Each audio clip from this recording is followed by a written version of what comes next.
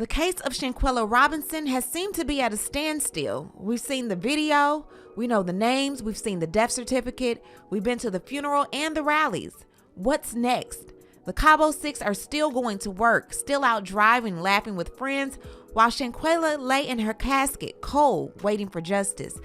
In late October, Charlotte, North Carolina native Shanquella Robinson, 25, took a trip to Puerto Los Cabos. Unfortunately, she could never make her way back. According to Mexican police, the student from Winston-Salem State University died just a day after reaching her serene destination. On the other hand, according to Sallamondra Robinson, Shanquella's mother, who spoke to several media outlets, her daughter left the country on October 28th with a group of 6 people she thought to be her friends. The first time those people told the Robinsons Shanquella had alcohol poisoning was on October 29th, which of course was never the case in the first place. Now, there are rumors that Shanquella was subjected to violence because she had as much as $10K on her, and that too entirely in cash, which her traveling companions wanted. However, reports suggest that Shanquella Robinson might have declined their demand for the money, because of which they planned her murder and split the money amongst themselves. But could it be true? Well, let's see what the facts suggest. Some reports state a suspect has been detained in connection with the death of Shanquella Robinson, but her family is still looking for answers.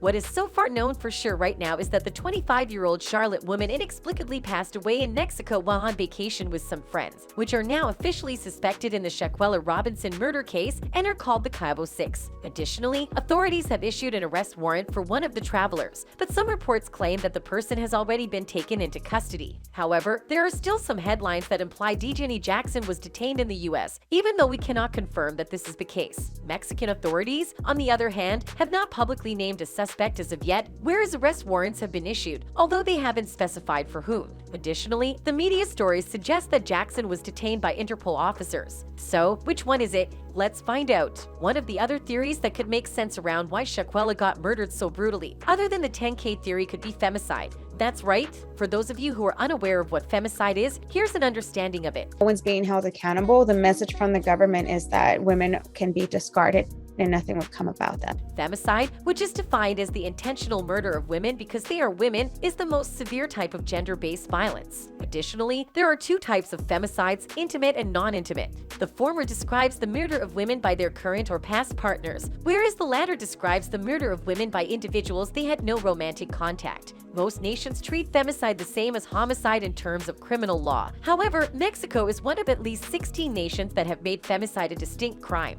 If found guilty, a person in Mexico might spend up to 60 years in prison. Not to mention, in Mexico, the distinction between femicide and murder or unlawful killing differs from state to state. So, how could femicide be applied to Shanquella Robinson's case? A recent online stream purports to show Robinson and another individual getting into a physical argument inside a room. Her father, Bernard Robinson, told CNN that the video shows his daughter getting struck on the head and thrown to the ground. When the video was shot and whether it captures the incident that caused Robinson's death are both unknown. Although Mexico has laws prohibiting femicide, the biggest problem is the execution. According to Mexican authorities, the number of cases of gender-based violence is underreported in national statistics, and the legal system under-executes the law. With that out of the way, there is actual evidence as to how Shanquella passed away, or so it suggests so far. Emergency personnel attended to Shanquella in her residence for over 4 hours before she passed away, according to a police report that Gerardo Zuiga, an investigative reporter for Metrópoli MX, submitted to the relevant authorities. According to that very report, the alarm was initially triggered at 2:23 p.m. on October 29,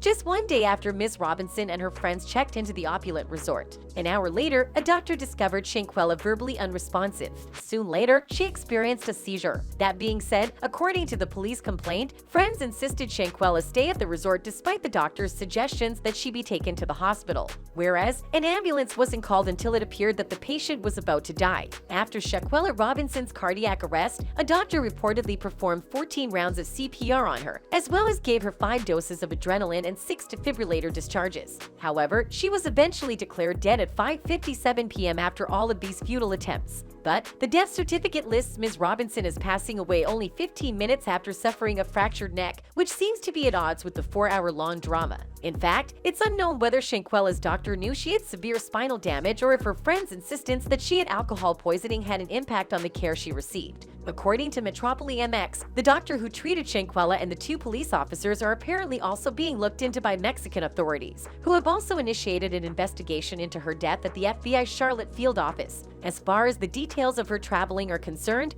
which of course ultimately led to her brutal death, everything starting from the place she was staying to what she did as her earning source seems to be quite lavish. On October 28, the vacationing group booked into the $2,500 per night Villa Linda 32 at the Puerto Los Cabos resort in Fundadores. Shanquella, a Winston-Salem State University alumna, managed a beauty and hair braiding company called Exquisite Kids in her hometown of Charlotte. As per reports though, it was Shanquella who had paid for almost everything. It's my friends for me, because, y'all, it don't take that long to get naked.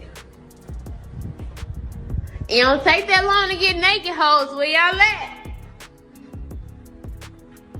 On the other hand, Shanquella appeared to be in good spirits as she quipped that her companions are taking too long to get dressed in a video clip that is said to have been taken the day of their arrival and uploaded by the Neighborhood Talk Instagram account. And, as per the video, Shanquella could be seen walking around a place that appeared to be expensive. So, honestly, all of this takes us right back to our theory of whether Shanquella could have been killed because of the money she had on her. And since she refused to give it away voluntarily, she was subjected to the kind of violence that she was, which could be seen in the video that went viral on the internet.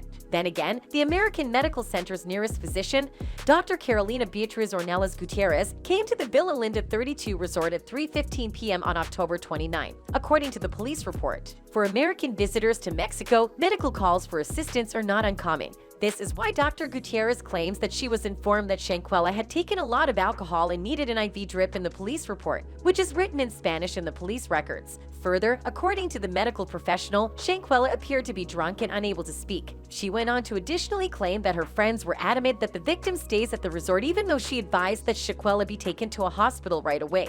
While all these are said to be important details of Shanquella Robinson's case, there are still other important bits that help us make sense of what might have transpired on that very night. For instance, according to the police report, Shanquella began suffering seizures at about 4:20 p.m. also. According to the same report, one of the female acquaintances traveling with them at the time, Winter Donovan, dialed 911. The phone number indicated on the document for Ms. Donovan has been disconnected now. Moving on, the Baja California Sur State Attorney General's office told ABC News that more information was being gathered by the investigation team to obtain the accurate clarification of the occurrences. Without ruling out any theory, authorities in Cabo are also reportedly looking into the conduct of the doctor and 2 members of the local police force as part of their investigation, according to investigative journalist Geraldo Zuniga. Whereas Sallamondra Robinson, Shanquella's mother, revealed in a CBS News interview that 6 of her daughter's friends had visited her and had offered conflicting accounts of the events leading up to her passing. They even asserted that her daughter had died from alcohol intoxication and that a maid had discovered her body afterward.